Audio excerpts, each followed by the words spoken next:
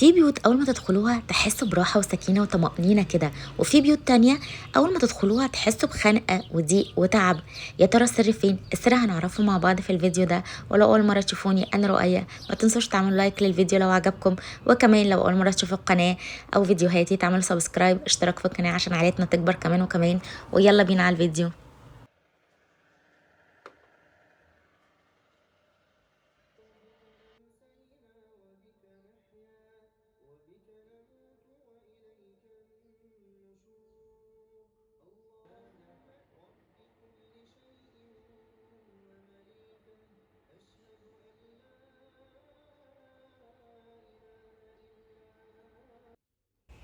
ونقول يا صباح الخيرات والهنا والسعادة عليكم، صباحكم كله خير وبركة ورضا من الرحمن.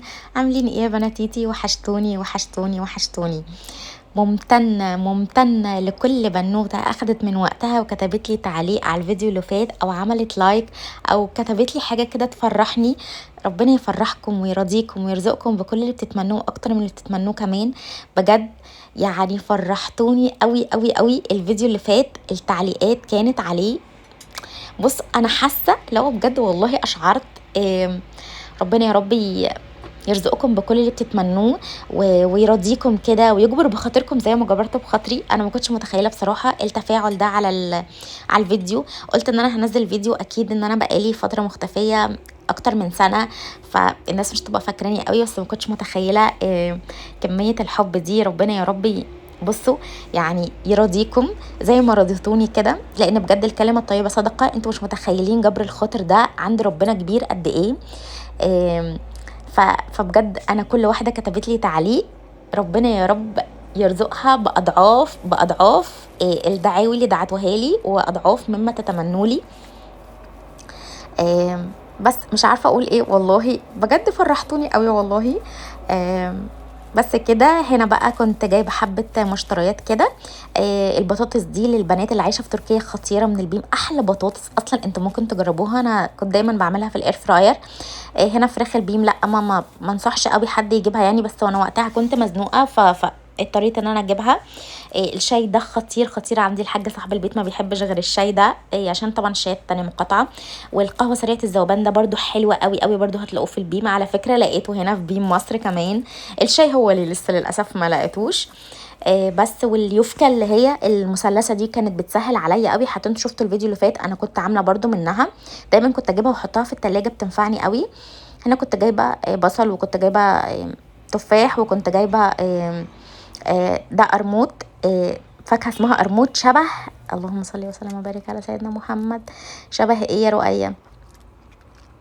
اسمها ايه؟ هي ماما دايما تقول لي اسمها، عارفين اللي هي إيه إيه؟ لا مش الجوافه، البتاعه التانية مش فاكره اسمها، اكتبوا لي في الكومنتات. شبه فاكهه هنا عندنا، حتى بيقولوا منها خشابي. اسمها ايه بقى؟ اكتبوا لي عشان مش فاكره قوي. وكمان اكتبوا لي بتتابعوني منين. وكل حد فيكم بقى عشان ناخد الفيديو برضو يكون عليه حسنات، لان ده اللي هينفعنا في اخرتنا يعني. اكتب كل حد بقى يكتب ذكر تحت، اكتر ذكر بيحبه او مفضل بالنسبه له. بس هنا بقى هنا كنت جايبه اللي هي الحاجات عشان هنا كانت دخلت الشتاء، فكنت جايبه الحاجات الشتويه بقى اللي هو عارفين المشروبات اللي كل شويه عايزين نشرب حاجه دافيه وكده. فكنت جايبه دول. بحب اشربهم في الشتاء يعني، بيبقى طعمهم حلو. مش كل الانواع الصراحه من الماركه دي، بس في كده شايات معينه انا كنت بحبها يعني، او حاجات معينه. هنا كنت بملى الاساسيه دي، ودي كنت بحط فيها اللي هم الزيادات يعني.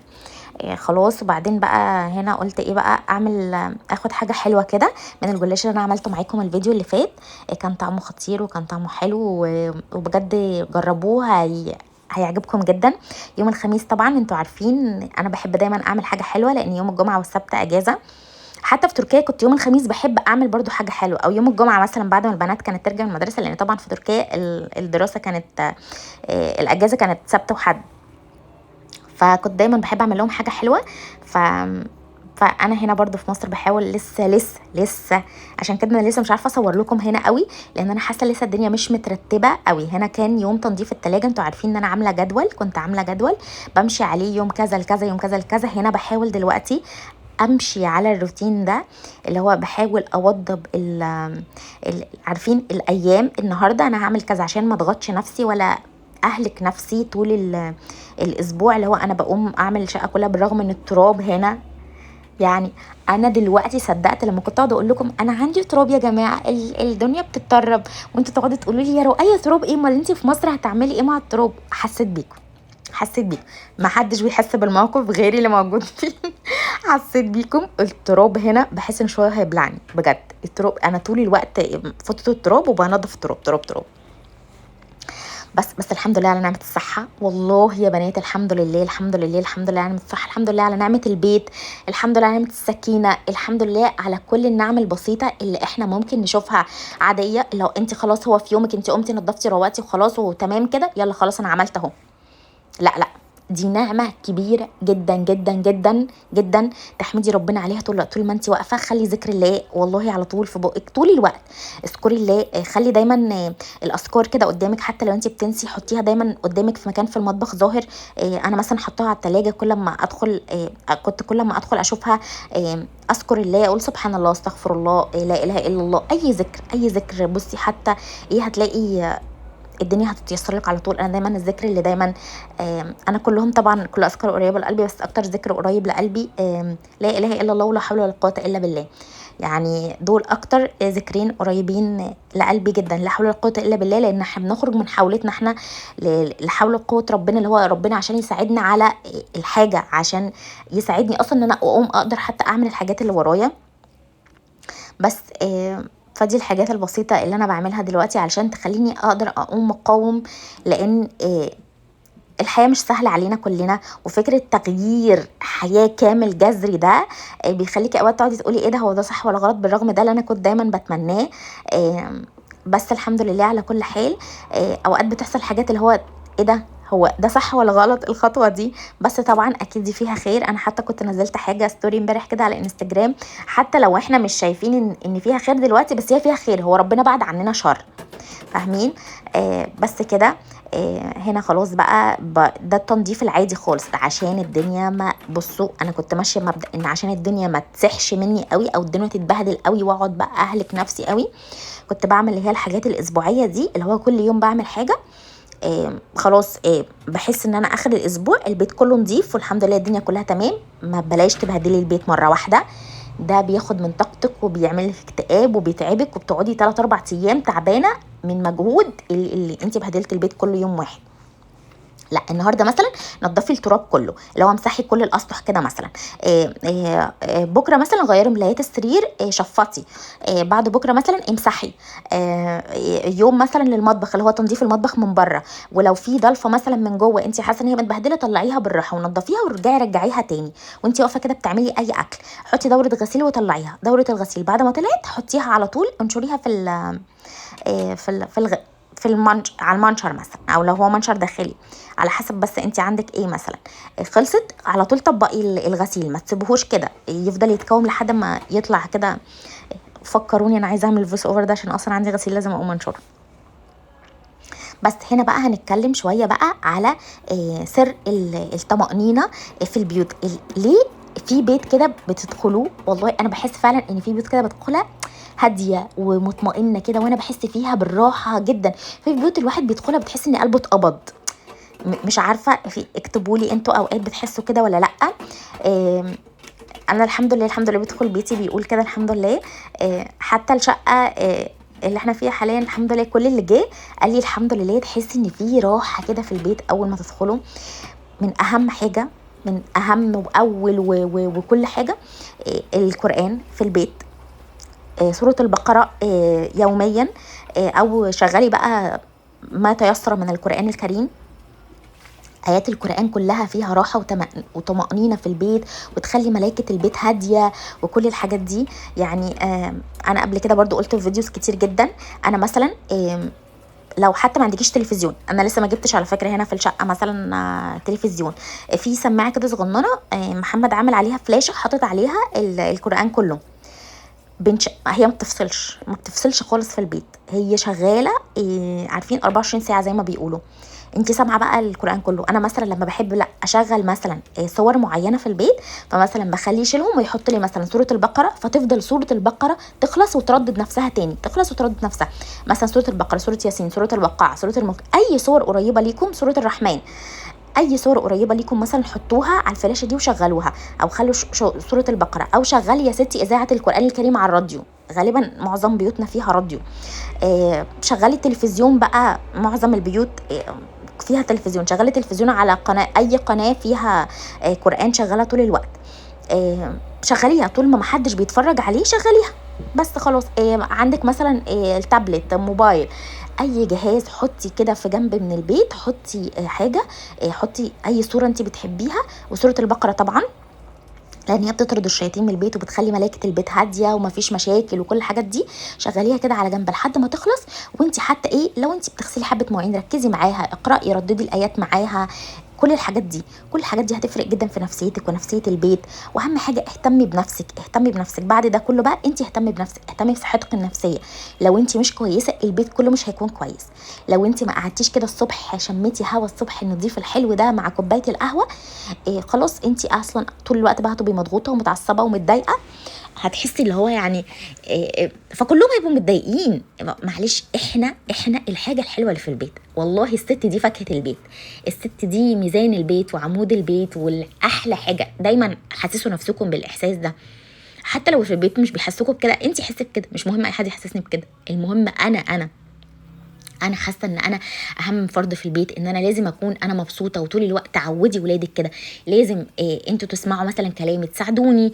انا مثلا مضغوطه دلوقتي، حاولوا ان انتوا ترتبوا سريركم، ترتبوا اوضتكم، اللبس حطوه في الباسكت بتاع الغسيل مثلا. مثلا لا كلتي في الطبق، ممكن تحطوا الطبق مكانه في الحوض. ما بقولش مثلا اغسله الاول. مثلا انا هناك عشان كان في تركيا غساله الاطباق، كنت بخلي البنات يخلصوا الحاجه ويحطوا الطبق جوه غساله الاطباق. لما كبروا شويه عودتهم على كده. هنا لسه طبعا، فبخليهم ان هم اللي ياكل في الطبق او المعلقه يحطها بس في الحوض. انا مش بقول حد اغسل معايا ولا ساعدني في غسيل المواعين ولا الحاجات دي كلها، بالرغم ان المواعين دي يا بنات كل بنت داخله على الجواز ولا على الجواز بجد ما تجيبوش نيش، هاتي غساله اطباق، هاتي واحده بتساعدك في البيت. انا من بعد 4 سنين غسالة اطباق، وحاليا شهر من غير غسالة الاطباق، دي اسوأ حاجة ممكن تحصل في الحياة. هاتي غسالة الاطباق، اول طول حاجة طول الوقت المطبخ يبقى شكله نظيف، مش متكركب، مش متبهدل، طول الوقت انت حاسه ان في حد بيساعدك، حد بيغسل. انا بقف مثلا ساعه عشان اغسل مواعين، ليه لا مش ساعه قوي يعني، بصراحه ما اوفرش قوي يعني، بس اللي هو انا طبعا وانت برضو بتعملي اكل فبتطلعي مواعين. انا كنت مثلا بعمل حاجه بحط المعلقه على طول، خلاص هي في الغساله، هي خلاص هتغسلها، انا مالي، اخر الليل بشغلها وخلاص. بس في حاجات طبعا ما تدخلش جوه الغساله، فما تجيبيش نيش، اسكيبي فقره النيش دي حبيبتي. وكل الحاجات اللي احنا بنجيبها جوه النيش دي، انا اصلا بعد ما جيت هنا لو وريتكم كميه الكاسات والحاجات اللي انا كنت جايباها، ما انا كنت ممكن اسكيب ده كله واجيب غساله اطباق. يلا بعدين بقى هوريكم فقرات رؤية بعد 10 سنين جواز، الحاجات اللي انا والله جيت هنا اكتشفت ان انا كنت جايباها. مش مهم، خلينا دلوقتي في الفيديو بتاعنا الاصلي. بس فاهتمي بنفسك عشان يكون في راحه وسكينه وطمانينه في البيت. انت نفسك لازم تكوني مرتاحه، انت نفسك لازم يكون. اهتمي بنفسك شويه الصبح، مثلا اعملي سكين كير بسيط. مش بقول بصي روحي هاتي اي غسول، والله اغسلي وشك كده وحطي ماسك كده على وشك واقعدي اشربي القهوه. اقعدي كده اشربي القهوه قدام في البلكونه مثلا كده الصبح، كده تدبري كده خلق الله وقولي سبحان الله وانت بتبصي للسحاب وجماله. انا بص لو وقفت شويه والله وبصيت للسحاب وحتى اقول سبحان الله، انا كده ارتحت خلاص. بصوا يا بنات، انا مش جايه بقول لكم كده ان انا بعمل كده والله، لان انا لما قعدت الفتره اللي انا مكتئبه فيها دي ما كنتش بقدر اقوم. انا كنت انا مكتئب، فالبيت كله تحسوه مكتئب، خلاص هم مكتئبين على اكتئابي. فلا انت بقى لما عارفه انت بقى الفاكهه، انت الحاجه الحلوه بتاع البيت، انت بقى خلاص مبسوطه. ورجعوا من بره لقوا ماما مبسوطه فرحانه عامله الاكل، البيت نظيف ريحته حلوه، البيت متبخر باقل الامكانيات. ما بقولش بحاجات خطير، باقل الامكانيات. هتحسي هم رجعوا شافوكي كده اتبسطوا مبسوطين، قعدتوا كلتوا مع بعض، حمدتوا ربنا على اقل حاجه. خدتي بقى الولاد قعدتي تذاكري، ده اللي انا بعمله حاليا. بس اخدت جيرو ديجو وقعدنا نذاكر. ليه؟ انا بكتئب بقى في وقت المذاكره ده، فلازم الصبح كده انا اروق على نفسي. بس ايه تاني عايزة اقول لكم، ان في حاجة تانية مهمة جدا عشان البركة تكون زيادة في بيتنا. الحاجة دي هي النية. احنا اتكلمنا خلاص عن اثر القرآن، وان احنا هنلتزم بالقرآن في البيت ونشغله طول الوقت، وان احنا نقرأ صفحة كل يوم، آية كل يوم، آية كل يوم حتى. هنتكلم بقى عن النية. تصحي الصبح كده تجددي نيتك ان يومي كله ده يا رب نيتي رضاك، نيتي ان هو يكون لوجهك الكريم. النية دي بتفرق جدا جدا في بركة البيت وبركة اليوم. النية دي يا بنات مش مجرد كلمة، النية دي أول مفتاح البركة، النية دي أساس كل شيء. النية دي محدش بيشوفها، لكن ربنا بيشوفها وبيحاسب عليها وبيبارك بسببها. احنا غالبا كل يوم بنصحى نعمل نفس الروتين، نفس الشغل، بس في فرق بقى. واحدة فينا بتعمله وهي راضية ومطمئنة كده، وفي واحدة تانية بتعمله وهي مخنوقة ومش طايقة نفسها. وانا كل يوم بعمل نفس الحاجة. انا على فكرة في كتير مننا بيعمل كده. انا واحدة من الناس لما اصحى الصبح يبقى يومي مش حلو، او ما اعملش الحاجات اللي انا بقول لكم عليها الصبح دي، بحس ان انا افضل اقول هو انا كل يوم يا ربي اقف مثلا اعمل كذا، كل يوم كذا. بس لما اصحى الصبح بقى وانوي كده ان يا رب اليوم ده لوجهك الكريم، يا رب كل الاعمال اللي انا هعملها النهارده في يومي دي خالصه لوجهك، يا رب بارك لي في يومي، يا رب ارزقني الخير، يا رب ارزقني البركه في اليوم. خلاص خلاص انا نيتي هي من جوه، لان دي نيتي انا، ما بروحش اقولها لحد ولا بعمل حاجه. انا دي بتبقى بيني وبين نفسي كده الصبح اول ما بصحى، اقول اصبحنا واصبح الملك لله. بقول كل الحاجات دي بحس ان اليوم خلاص الحمد لله ربنا كده ميسر فيه وماشي بسلاسه وفي بركه في اليوم وماشي بهدوء ونور. عشان كده النهارده صحيت الحمد لله قدرت اعمل لكم فويس اوفر على الفيديو ده. بحس ان اليوم في وقت تاني اقدر اعمل فيه حاجات كتيره. اوقات بقى سبحان الله اليوم اصلا بيبقى مضغوط كل حاجه، بس بتحسي ان انت وهو مضغوط برضو انت قادره تعملي الحاجات دي. وهو مضغوط اصلا عادي، اليوم مضغوط وفي حاجات كتيره تفاصيل كتيره انت بتعمليها، بس برضو لما بتعملي كده الصبح بتحسي ان انت بتعملي الحاجات دي بسلاسه. سبحان الله ربنا كده بيرزقك السهوله واليسر من عنده. حتى شغل البيت لو نويتي ان انت بتعملي ده، تنظيف البيت وان انت بتطبخي لهم اكل حلو، وان انت تخلي البيت ريحته حلوه، ده بتعملي ده عشان خاطر عيالك والجوزك والراحه نفسك. سبحان الله ربنا بيبارك لك في بيتك وفي وقتك وفي مجهودك وفي صحتك. سبحان الله بتلاقي البركه جات لك منين ومنين. لو نويتي انك تعيشي يومك من غير اذى لحد، او انك تتجنبي الزعل، او انك تبعدي عن المشاكل، اي مشاكل حاصله في البيت، سبحان الله هتلاقي البركه دخلت للبيت. هتلاقي ان انت قبل ما تدخلي اي اوضه كده من الاوض عشان تبداي تنظفي وتعملي، عشان نيتك من جوه ما فيهاش زعل، ما فيهاش ضغينه، ما فيهاش اي حاجه، وان انت عامله ده كله لوجه الله. سبحان الله الدنيا اتيسرت ورتبتي وعملتي، والبركه كده بقى كل البيت بركه ونور. دايما يا رب يجعل بيوتكم كلها مطمئنه وبخير وكلها بركه ونور وسرور. واهم حاجه يا بنات القران والنيه والصلاه في وقتها. لازم تصلوا الصلاه في وقتها، اول ما الاذان ياذن تقوموا تتوضوا وتصلوا. ده بيفرق جدا جدا في بركه البيت. الصلاة عماد الدين. الصلاة دي أول حاجة هنتحاسب عليها أول ما ننزل القبر.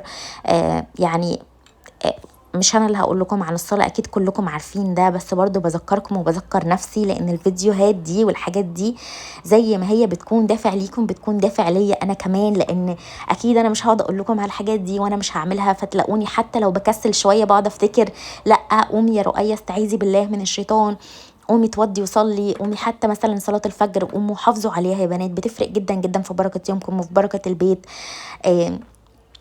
انا الفتره اللي انا قعدتها من غير الحاجات دي كلها كانت اسوأ سنه عدت عليا في حياتي. فانا لما بكلمكم كده لو حد مر بالظروف دي جهدوا نفسكم وقوموا غيروا مكانكم، غيروا الروتين اللي بتعملوه.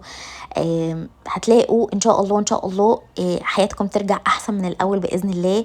وطبعا واهم من اهم كل ده الصدقه. الصدقه دي بتدي بركه للبيت والفلوس والرزق والخير. مش البركه بس لازم تكون في الفلوس يا بنات، ممكن تكون البركه في الصحه. الصحه دي كنز كنز عندنا، احنا ممكن نكون مش حاسين بقيمته. ربنا يا رب يديكم صحتكم ويبارك لكم في حياتكم وبيوتكم واولادكم. تصدقوا. مش لازم. بصوا، كنت بتناقش في الموضوع ده انا وحد من كام يوم على موضوع الصدقه ده. فهي كانت مستنيه يدخل لها مبلغ كبير علشان تعرف تتصدق منه.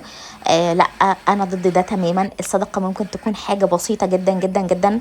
ان شاء الله تمرايه، تصدقوا بتمره. يعني شفتوا تمره، يعني ازازه ميه وانتي ماشيه كده، اعملي حسابك وانتي نازله ماسكه في ايدك ازازه ميه زياده، اعملي انتي هتديها لاي حد. تصدقوا. لان احنا اللي على فكره، احنا مش الصدقه اللي احنا بنديهم الصدقه دي مش هم اللي محتاجينها، احنا اللي محتاجينها. يعني انا دايما حاطه في دماغي ان الصدقه دي بتبارك في كل حاجه في الحياه، في الولاد، في الحياه الزوجيه. اللي هو مثلا لو في مشاكل في البيت بينكم انت وزوجك مثلا، تصدقي بنيه ان ربنا يشيل المشاكل دي. تصدقي ان ربنا يصلح حال اولادك ويبارك فيهم ويحفظهم من كل شر واذى. تصدقي بنيه ان ربنا يحفظ لك بيتك من كل شر. تصدقي بنيه ان ربنا يبارك لك في صحتك وفي بيتك. يعني الصدقه دي كنز معانا، وممكن يكون في ناس مش عارفه قيمته. زي ما قلت لكم، ان شاء الله ازازه ميه. اعملي حاجات بسيطه قوي. كل يوم مثلا اعملي وجبه زياده وتصدقي بيها، اديها لحد يكون محتاجها. تصدقي بكلمه طيبه. تخيلي الكلمه الطيبه صدقه. الكلمه الطيبه صدقه. يعني احنا لو قلنا كلمه لحد، خلاص احنا يعني رضينا حد بكلمه، بسطناه بكلمه، انت تصدقتي كده. يعني ربنا كريم وجميل وربنا عنده كتير قوي. يعني في حاجات بسيطه احنا ممكن نعملها في يومنا. الحاجات دي هتلاقوا البركه وهتلاقوا الحياه حلوه وجميله. بس احنا فعلا لو مشينا على الحاجات اللي ربنا قال عليها سبحانه وتعالى، والرسول صلى الله عليه وسلم قال عليها في احاديثه، والحاجات دي موجوده وسهله ان احنا نوصل لها. انا دلوقتي بذكركم بيها وبذكر نفسي، وربنا يجعل دايما بيوتنا كلها عامره مطمئنه بذكر الله. بس هنا كنت بعمل الكيك. انتوا عارفين الكيك ده انا بحاول اعمل لكم كل فيديو مثلا وصفه حاجه حلوه، لان هي دي الحاجه السهله السريعه اللي ممكن نفرح بيها اهل البيت. يعني انا دايما بحس لما بعمل حاجه حلوه هم بيفرحوا قوي قوي. فربنا يحفظهم من كل شر، يا رب يحفظ اولادكم. فانا بحب دايما افرحهم. ليه؟ بصوا، والله لما بتضيق عليا قوي بحس ان انا ببقى عايزه افرح اي حد. لما بفرح اي حد سبحان الله الحاجه اللي ضيقه عندي دي سبحان الله ربنا بيسرها.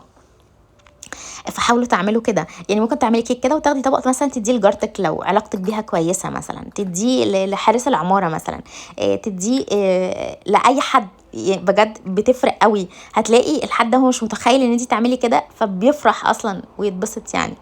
المهم الكيك دي انا عملتها معاكم كتير جدا جدا. هي سهله قوي قوي. انا باخد كوبايه سكر وكوبايه زيت وثلاث معالق كبار كاكاو خام، لازم ويكون طعمه حلو وريحته حلوه والزيت يكون حلو. بضربهم مع بعض كويس جدا بيتقلوا. بعدين باخد كوبايه بشيلها على جنب، وباخد الخليط ده بحط عليه 3 بيضات وبحط عليه فانيليا بس. وبعدين بنزل عليه بالدقيق بقى. الدقيق على حسب انواع الدقيق، لان فعلا انواع الدقيق مختلفه في تركيا غير هنا خالص. هنا الدقيق خطير خطير اللهم بارك. بس. وبعدين بحط عليها بيكنج باودر وبحط عليها سنه ملح بس. وبعدين بضربها كويس كده عشان اطلع منها الفقاقيع واحطها بقى في الفرن. هنا كمان كنت عامله لهم فشار زي ما قلت لكم. انا كنت دايما بحاول اعمل الحاجات دي، والحمد لله دلوقتي بحاول ان انا ارجع تاني اعمل الحاجات دي. ان احنا بنقعد كده حتى واحنا بناكل احط لهم الاكل في اطباق شكلها حلوه، بيتبسطوا ويفرحوا جدا. ان احنا نشغل اي حاجه واحنا بناكل، عشان احنا ما عندناش وقت اصلا احنا نتفرج على حاجه، بس ان احنا نشغل اي حاجه واحنا بناكل كده نفرح ونتبسط بيها كلنا مع بعض. تقطعوا كده طبق فاكهه عندكم ان شاء الله، فاكهيه من كل حاجه. ده بيفرق ان انتوا تحطوهم كده وتقعدوا تاكلوا مع بعض وتتبسطوا بقى وتقولوا اي حاجه، تتناقشوا في اي حاجه. الفاكهه لما بتقطعوها بالطريقه دي ما بتهدرش كتير، وبتاخدوا مثلا فاكهيه فاكهيه فاكهيه، عملتوا طبق شكله حلو قوي والعين بتاكل قبل البق. فخلوا دايما شكل الحاجه حلو وانتوا بتقدموها للناس اللي انتوا بتحبوهم. ويا رب يكون الفيديو عجبكم وفاتكم بحاجه ولو بسيطه، ودمتم سالمين وامنين ومطمئنين، ودايما بيوتكم يا رب كده كلها بركه وخير ورزق، ويحفظ لكم اولادكم وازواجكم وانتوا يبارك في صحتكم. وبس كده. ممتنه ليكم وممتنه لكل البنات القمر اللي بتتابعني. بشوفكم الفيديو الجاي على خير. دمتم سالمين وامنين ومع السلامه. واول ما بطلع الكيك كده بسيبها 5 دقايق ترتاح، بقطعها وبعدين بحط عليها الصوص وتسيبوها كده حوالي ساعتين وتاكلوها. احلى جاتوه شاتو ممكن تاكلوه في حياتكم. بس كده، مع السلامه.